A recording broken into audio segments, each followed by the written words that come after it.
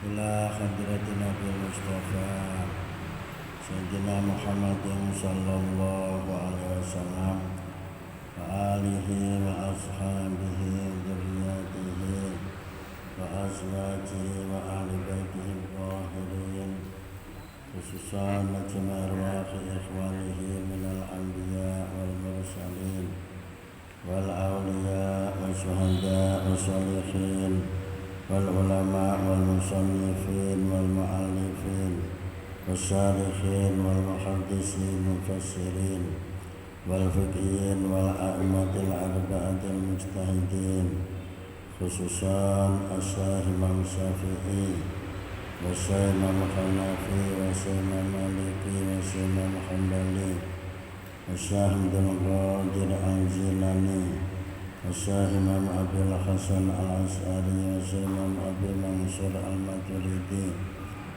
wa Syaikh Imam Al-Ghazali wa Syaikh Imam Abdul Qasim Al-Junaidi Al-Baghdadi wa Syaikh Imam Abdul Hasan As-Sa'dili wa Syaikh Imam Abi Yazid Al-Bustami wa Syaikh Muhammad Baudin Al-Qasabandi wa Syaikh Sayyid Abi Abdullah Muhammad bin Sulaiman Al-Jazuli wa Syaikh Ma'ruf Al-Karhi wa Syaikh Hasan Al-Basri jami'i awliya'illah khususan jami'i sunan wali songo wa sesubangkir jami'i satidina wa masyayikhina wa mu'alimina jami'i ulama ila imbatul ulama khususan guru-guru kula kiai-kiai kula wonten ing pondok pesantren Tambak Berat Jombang almarhum al-maghfurlah Mbah Syekh Abdus Salam Mbah Hasbullah Mbah Abdul Wahab Hasbullah Mbah Abdul Hamid Hasbullah Mbah Abdul Rahim Hasbullah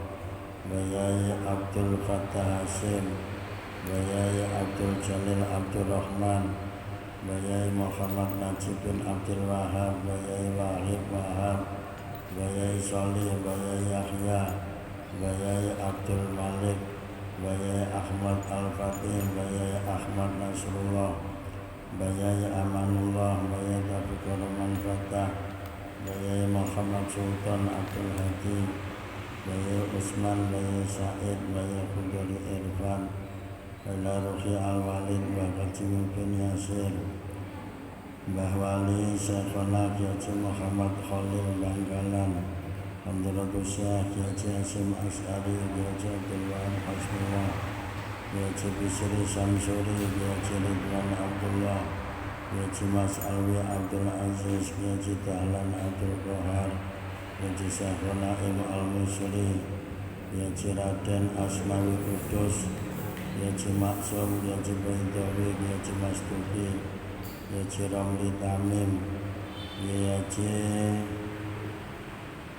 Muhammad Fakih Mas Kumambang Haji Maimun Zubair Haji Ali Maksum Haji Ahmad Siddiq Haji Abdul Rahman Wahid Haji Ilyas Ruhiyat Haji As'ad Samsul Arifin Haji Makhrus Ali Haji Sahal Mahfud Haji Mas Tuki Mahfud Haji Ahmad Hasim Zati Haji Hitam Khalid khususan penyusun pengarang kitab Irsyadul Ibad Iwan saya mas, anu minuman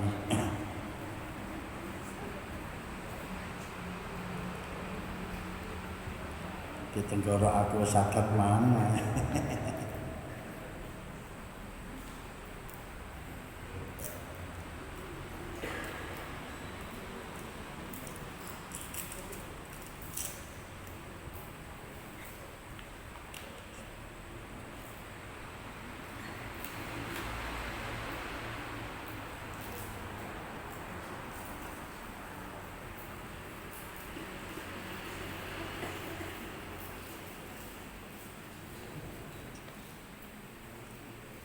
khususan penyusun pengarang kitab Irsyadul Ibad Mbah Wali Asy-Syaikh Al-Imam Al-Fadhil Zainuddin bin Abdul Aziz bin Zainuddin Al-Mulaibari dan almarhum Al-Maghfurlah Haji Misbah bin Zaid bin Mustafa radhiyallahu ta'ala anhum wa rahimahumullah wa ghafara lahum wa ونفعنا الله بعلومهم وبركاتهم.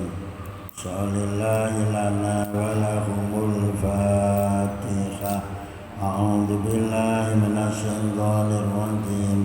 بسم الله الرحمن الرحيم. الحمد لله رب العالمين الرحمن الرحيم مالك يوم الدين إياك نعبد وإياك نستعين اهدنا الصراط المستقيم صراط الذين أنعمت عليهم غير المغضوب عليهم ولا الضالين. رب اغفر لي ولوالدي وللمؤمنين آمين يا رب العالمين. Bismillahirrahmanirrahim. Alhamdulillahilladzi an'ama alaina binikmatil iman wal islam ala ahli sunnati wal jamaah.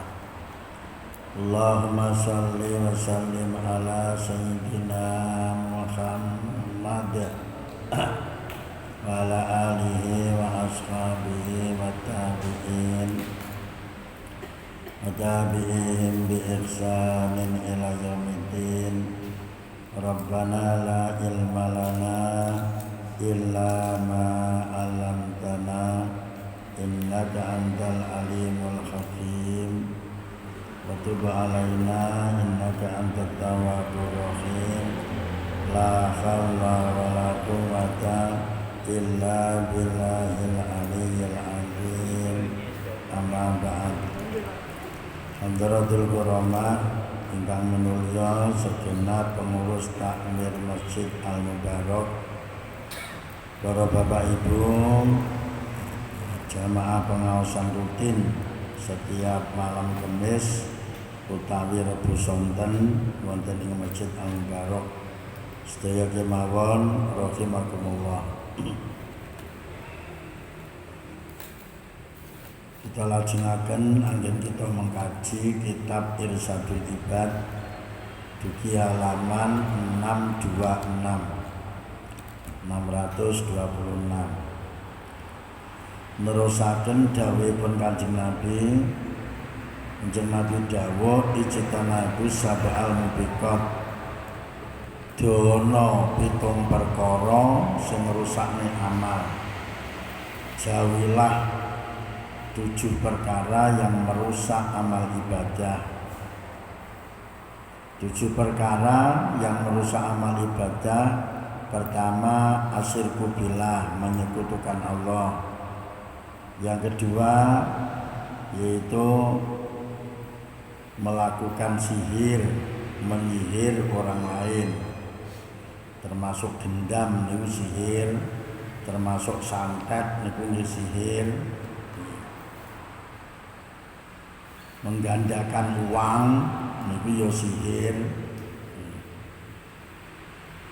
Wa qatlun nafsil lati haramallahu illa bil haq, membunuh seseorang yang diharamkan oleh Allah kecuali memang ada hak boleh membunuh. Riyen kula contohne kaya dene eksekutor untuk orang yang sudah divonis oleh kehakiman dihukum mati. Lah petugas eksekutor itu jenenge membunuh tapi dengan hak. Memang tugasnya yaitu membunuh orang yang sudah divonis kehakiman, itu divonis hukuman mati. Itu jenenge dengan hak, tidak apa-apa, tidak berdosa. Tapi kalau tidak punya hak membunuh orang lain, gara-gara orang punya hutang 2 juta ditagih wangel bolak-balik semoyo gergeken pateni. Nah itu namanya dosa besar. Amalnya yang ia lakukan sebelumnya terhapus semua. Ini jenenge perbuatan yang merusak pahala amal. Sakniki teruse. Kan 7 toh, pertama syirik, kedua sihir, ketika membunuh. Yang keempat, ini yang keempat, wa aklu riba, lan mangan harta riba. Jadi makan harta riba niki ya ngono, itu merusak pahala ibadah yang sudah dilakukan. Para ulama memberi solusi bagaimana agar kita terhindar dari riba. Makanya ketika kita itu hutang di bank atau di seseorang, itu kalau memang ada bunganya ketika transaksi hutang piutang, jangan menyebutkan bunga. Sebelumnya koordinasi, tanya bagaimana tata cara hutang, terus tata cara pengembalian hutang bagaimana. Setelah paham, baru bilang kepada petugasnya, seminggu malih kula mriki kula langsung utang yatra boten usah membicarakan tentang bunga. Kirip satu minggu setelahnya moro kula utang yatra 15 juta. Wong nggih, wong niki jenengan tanda tangani, wong niki yatrane jenengan hitung. Lah ngoten niku ketika transaksi utang piutang tidak menyebutkan bunga, itu ada ulama yang membolehkan bahwa itu tidak termasuk riba karena bunganya tidak disebutkan fisul bil akdi, tidak disebutkan pada waktu transaksi utang piutang. Makanya lek manapun ning bank utawa deposito jangan niat mencari bunga. Lelek niate golek bunga ya jelas riba. Wis pokoke niat ingsun nabung untuk mengamankan uang. Ngono ae wis. Menabung untuk mengamankan uang. Termasuk riba ketika meletakkan uang deposito beberapa ratus juta, setiap bulan yang diambil megur bungane tok.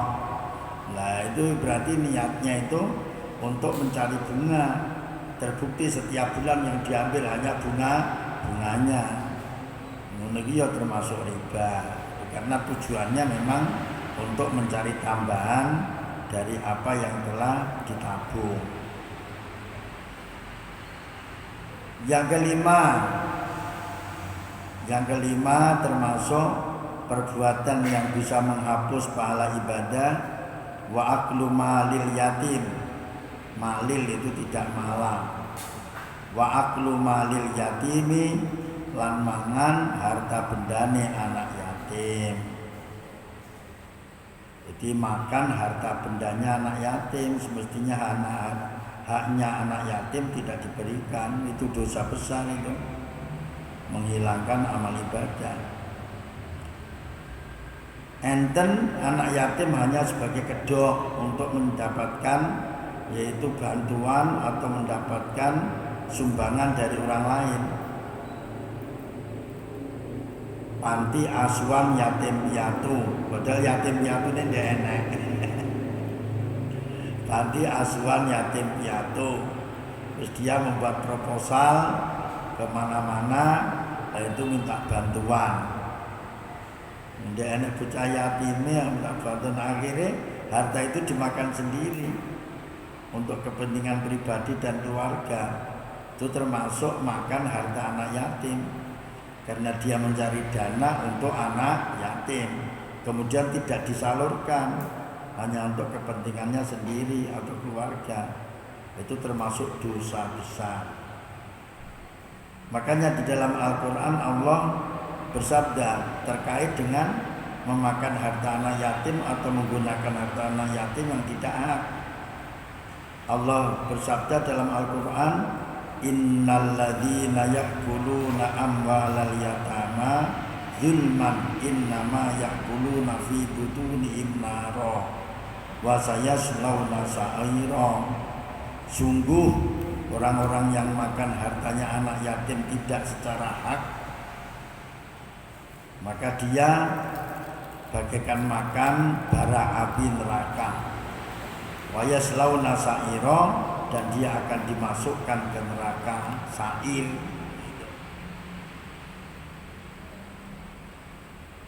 Makan hartanya anak yatim.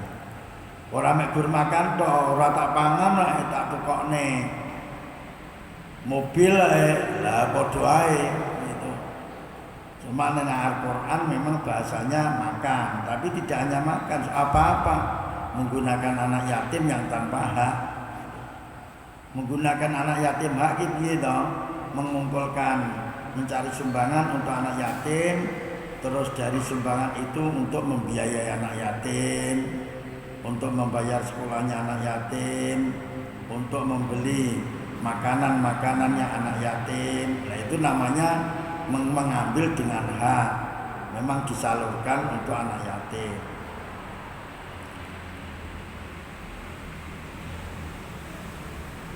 Watawali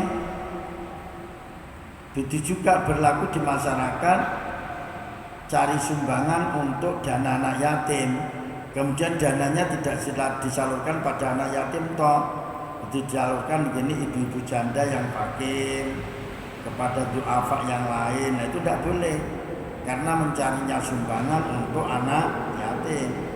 Jadi lek pancene dia anak yatim lagi ibu janda yang fakir miskin, dengan diberikan kepada duafa, orang-orang yang lemah ekonominya, ya disebutkan sekalian ketika mencari sumbangan. Itu sumbangan untuk anak yatim, untuk duafa, dan untuk ibu-ibu janda yang fakir miskin. Itu lelek mencarinya sumbangan untuk anak yatim, kemudian disalurkan kepada selain anak yatim, itu jenenge menyalahgunakan harta anak yatim, termasuk dosa besar, bisa menghilangkan pahala ibadah. Watawali lan mungkur itu menghindar, mungkur itu melarikan diri dari peperangan. Watawali lan mungkur yaum zafi ing dalem mongsone perang. Yaum zafi ing dalem mongsone perang, sedang berkecamuk peperangan, itu sedang asik-asike berkecamuk peperangan, moro-moro roh musuh kuat-kuat, senjatane ampuh-ampuh wedi terus mundur melarikan diri. Lah itu dosa besar. Padahal kan dijanjikan matinya mati syahid, matinya mati syahid. Karena perang membela negara, perang untuk membela agama Islam. Lah berkecamuk perang, roro mengundurkan diri, lari dari medan perang karena khawatir nanti terbunuh. Loh, itu malah dosa besar. Lelek terbunuh tidak sengaja, yaitu membunuhkan diri, tidak sengaja. Dia perang terus terbunuh, malah dijanjikan matinya mati syahid. Mati syahid itu mati yang disaksikan oleh para malaikat, dia masuk surga. Syahid itu artinya disaksikan oleh para malaikat, dia masuk surga. Itu dinamakan syahid. Nah itu yang ke-6, melarikan diri, menghindar dari peperangan, padahal sudah terjun di peperangan, kok mundur. Lah itu dosa besar dan amal kebaikannya terhapus. Yang ke-7 terakhir, waqaful muhsonati lan nuduh zina, dalih itu nuduh zina maring pira-pira wadon kang kareksa.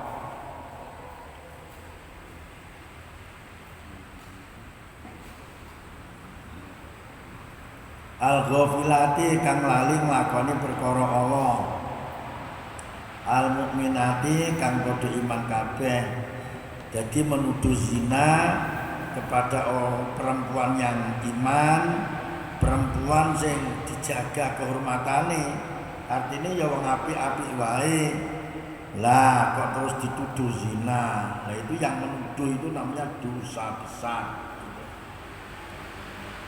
Dosa gede. enek viral neng YouTube, terus enek pemberitaan bahwa seorang perempuan ini berselingkuh dengan laki-laki ini, ora usah percaya dan dileh ngono wae. Engko mare melok-melok nuduh zina. Tidak boleh. Ya, tujuh hal itu termasuk sesuatu dosa besar yang menghapus pahala ibadah. Wa Ahmad lan nyritakaken ing hadis sapa Imam Ahmad bisa nadin kelawan sanad hadis sahihin kang sahih. Hadisnya hadis sahih riwayat dari Imam Ahmad wa Tabarani lan Imam At-Tabarani an Abdullah bin Handalah saking sahabat Abdullah bin Handalah. Dawuh Kanjeng Nabi, hadis yang diriwayatkan ini dari Kanjeng Nabi. Dirhamun riban, dirhamun utawi sak dirham, riban rupa barang riba, yakulu kang mangan ing sak dirham dari riba, sapa ar-rajulu wong lanang sapa ar-rajulu wong wa hale utawi rajul iku yaklamu ngerti sapa rajul iku asadu luweh banget indallahi, artine luweh nemen dosane indallahi ing dalam ngarsane Allah min sittatin tinimbang 6 wa salatina lan 30 apane zaniatan zinane. Niki lho para bapak ibu berarti dosane riba. Ulama itu kudu ngati-ngati tenan supaya tidak terjerumus riba. Niku solusi dari ulama itu tadi yang saya katakan dan terangkan niku. Ojo pisan-pisan nabung golek bunga. Wis jelas niate golek bunga wis riba. Di sini dikatakan hadis riwayat Imam Ahmad dan Imam At-Tabarani hadis sahih. Rasulullah bersabda, seseorang makan hasil dari riba 1 dirham. 1 dirham itu 4 gram emas. 8 gram emas. Sak grame piro? Bu, jenengan mandel mawon lho Bu. Sing gawe emas kuwi lho. Sak grame piro? Gang 100.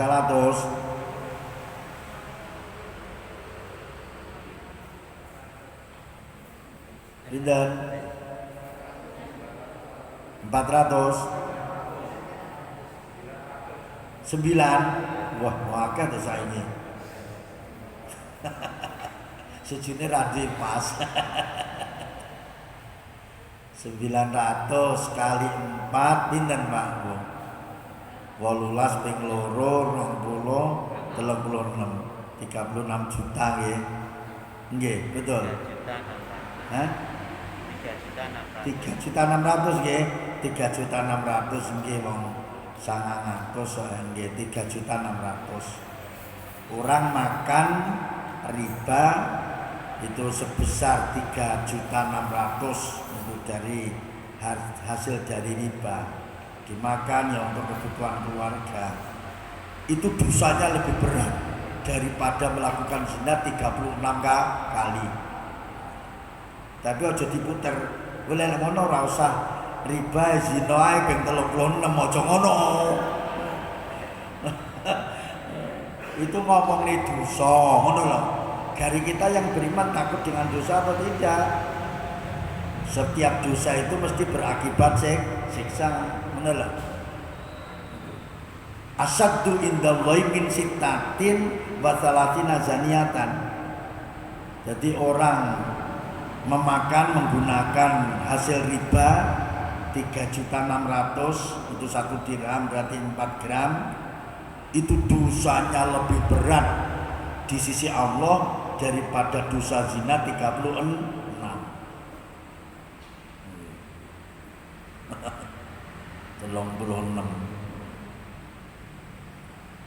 Astagfirullah. berusaha mawon nggih. Pokoke manut bimbingane ulama piye amrih tidak terjerumus pada riba. Ya niku solusinya hanya itu. Makanya sekarang kan enten BSI, Bank Syariah Indonesia, itu bahasanya tidak bunga, itu murabahah, bagi hasil. Jadi nilai duit ning bank berapa juta sebagai hasil, pokoknya 10 juta. 10 juta itu mau tinggi dagang 1 bulan itu mendapat laba berapa? Paman dapat laba 10 juta 1 bulan ini pira dalah tinggi dagang kuwi sing bakul laptop kuwi. Pomo 10 juta ono sak bulan tinggi dagang bandene pira, Pak? 5 juta? 10 juta bandene 5 juta. Oke, men. Pomo batine karo tengah juta pamane. Berarti ini karo tengah juta lah, karo tengah juta itu bagi laba. Berarti untuk yang pinjam itu 750, yang banknya 750 itu dengan akad murabahah, yaitu akad bagi hasil.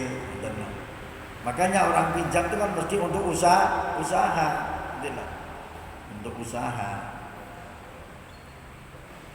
Jadi tidak pinjam tapi melakukan yaitu akad bagi hasil atau kirot, bahasanya kirot. Itu kirot itu akad bagi hasil. Pemilik modal itu memberikan modal, kemudian terus hasilnya dibagi. Jangan itu.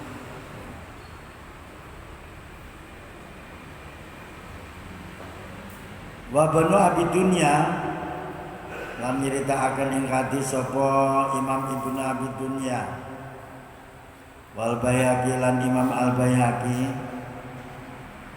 andro julin saking wong lanang minas sahabati saking sahabat.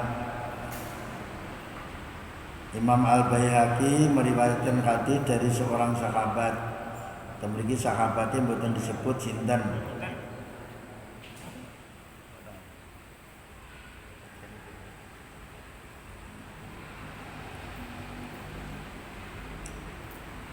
Wala dawu sapa rajul khotobana dawuhi ing kita sapa Rasulullah sallallahu alaihi wasallam. Jadi kebetulan Rasulullah pas berpidato, salah satu sahabat itu mendengarkan langsung pidato Rasulullah. Isi pidatone ngeten. Fadzakara mongko nyebut sapa Rasulullah. Fadzakara mongko nyebut ki nerangne sapa Rasulullah amro riba ing perkarane riba. Pernah Rasulullah pada waktu khutbah itu menjelaskan tentang riba, jadi menjelaskan tentang riba. Wa azuma lan nganggep gedhi sapa Rasulullah saknahu ing perkarane riba. Rasulullah para bapak ibu nate di dalam isi khutbahnya membahas tentang riba, dan Rasulullah menganggap bahwa riba itu bukan masalah kecil. Ngonolah. Wa azuma saknahu. Rasulullah menganggap bahwa riba itu bukan masalah kecil, itu masalah besar. Mau ngutangi kok terus enek bunga gitu loh. Ngutangi kan ya nulung kok mendung. Makane karuane ora usah ngutangi wis iki lek sampean butuh duit iki wis iki lakokno ya duit iki bagi hasil wis bagi hasil iki duit 10 juta lakokno bagi hasil langko batine 10 juta kuwi paron-parone lah sama 5 juta kuwi ya 5 juta ngono.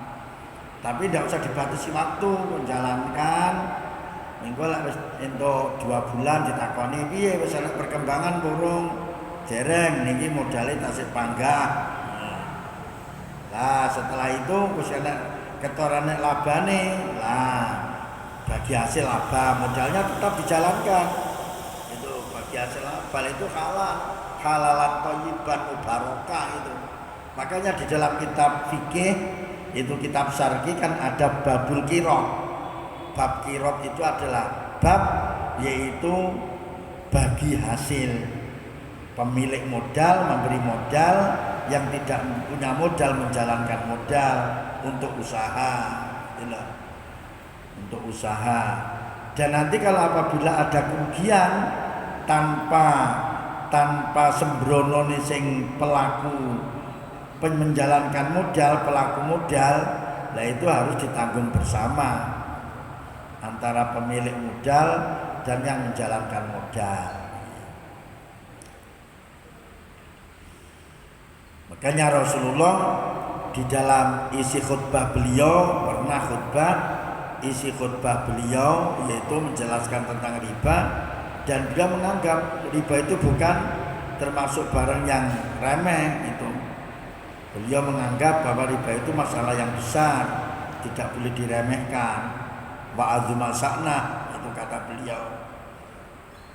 Wa qala lan dawuh sapa Rasulullah dawuh gini. Inna dirhama, artinya hampir sama dengan hadis yang di atas tadi. Inna dirhama sak temene sak dirham 4 gram emas itu tadi.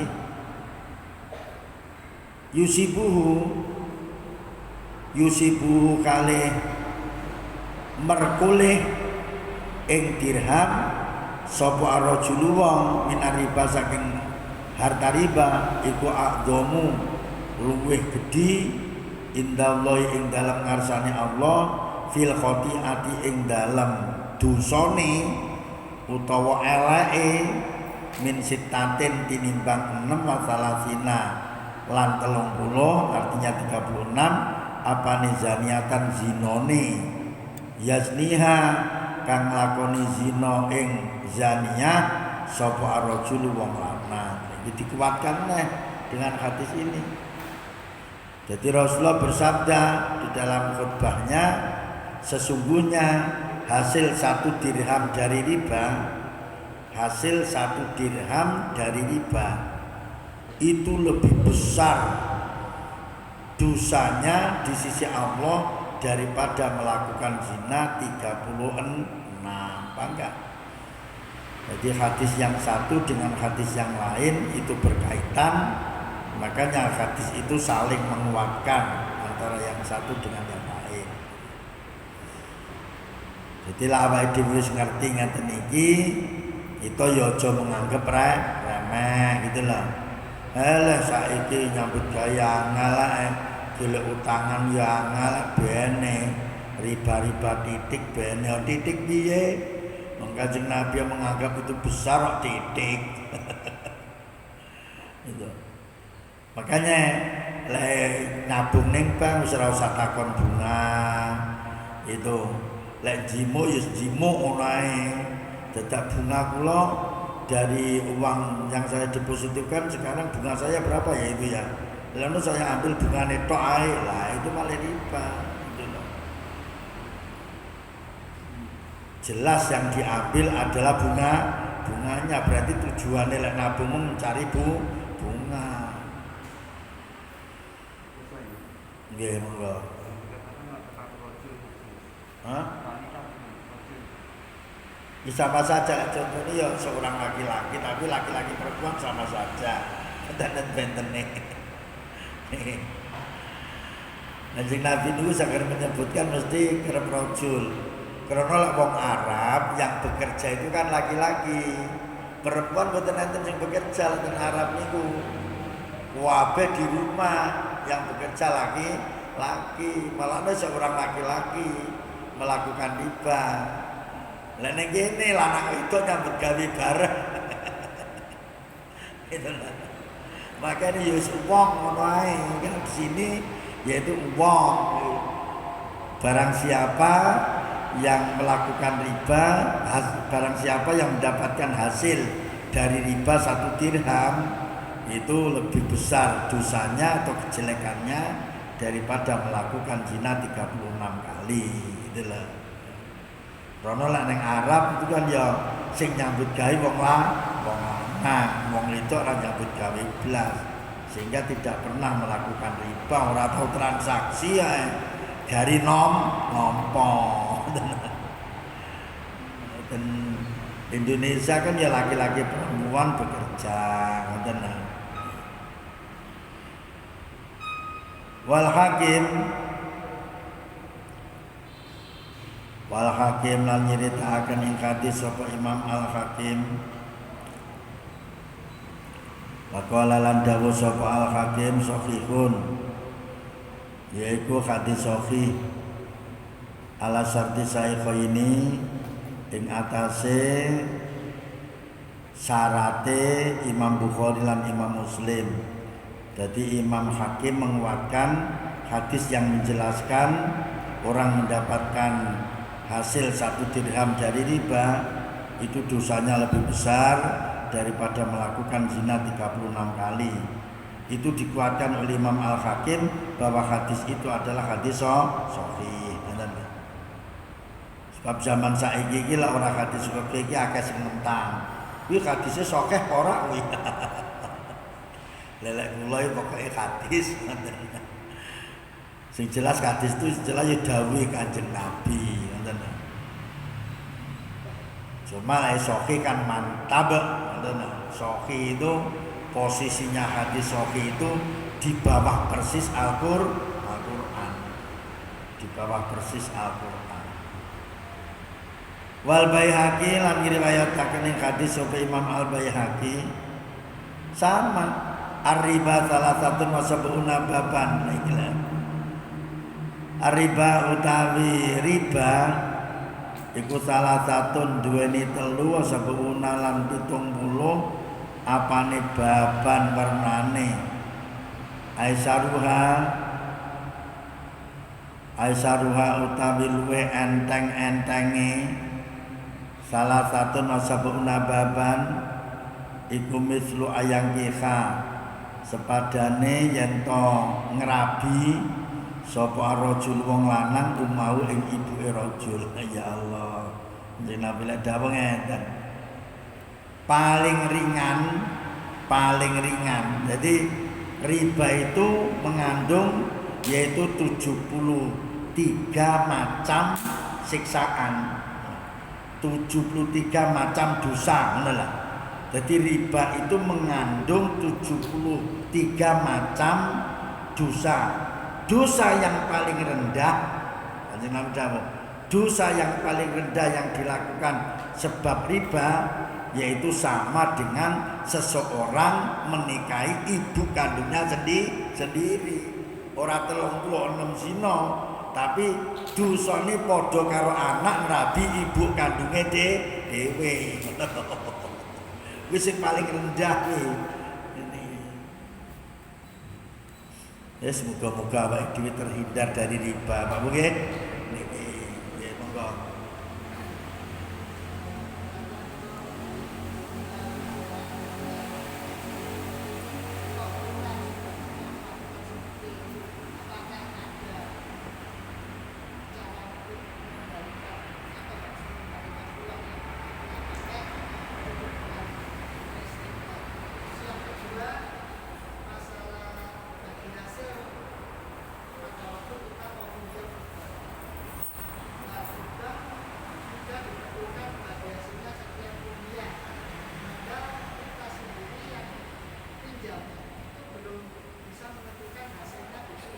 Berapa?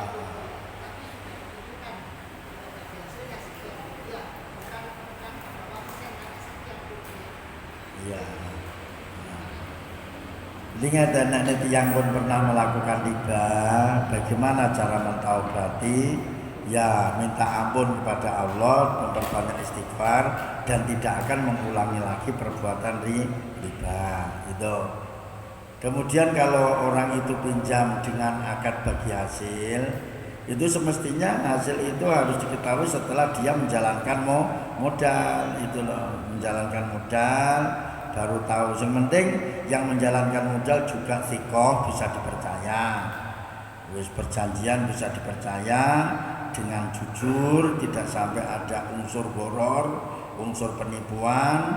Setelah dijalankan 2 bulan baru dicek labanya berapa. Dan setiap bulan otomatis kan bagi hasilnya tidak sama. Mungkin bulan pertama dari uang 15 juta labanya 1 juta. Bulan kedua mungkin meningkat itu. Itu cara syar'i itu yang menentukan setelah dijalankan modal itu, tidak ditentukan terlebih dahulu.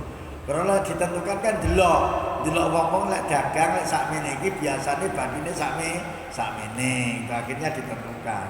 Jadi lah bagi hasil menurut syar'i dijalankan dulu, itu nanti baru tahu labanya berapa. Ngaten para Bapak Ibu sing biasane mirengaken kuliah subuh ten Masjid Ar-Rahman Jumat niki pun mulai nggih. Sing biasane mirengaken lah. Sing boten nggih boten. Ana diwingi kula wis dikabari kalih pengurus takmir Masjid Ar-Rahman bilih Jumat punika pun saged dimulai malih ngoten. Bab jamaah mriki enten sing mirengaken terus bejo kapan dimulai lah kula nggih dereng saged nentokne. Kula dereng ngaten berita lah diwingi pun di WA Jumat benjing niki pun dimulai malih ngoten. Sing biasa ten Ar-Rahman, lah sing boten biasa ya jamaah ten masjid mriki mawon. Mekaten para Bapak Ibu, mungkin napa ingkang kula terangaken awal hingga akhir kala wau dipun sari hidayah ridha Allah dados ilmu kang manfaat barokah fid dunya wal akhirah. Al-Fatihah. A'udzubillahi Bismillahirrahmanirrahim. Alhamdulillahirabbil alamin arrahmanir rahim maliki yaumiddin. Iyyaka na'budu wa iyyaka nasta'in ihdinas siratal mustaqim siratal ladzina an'amta 'alaihim ghairil maghdubi 'alaihim waladdallin. Amin. Bismillahirrahmanirrahim. Wal 'asri innal insana lafi khusrin illal ladzina amanu wa 'amilus solihati wa tawassaw bil haqqi wa tawassaw bis sabr.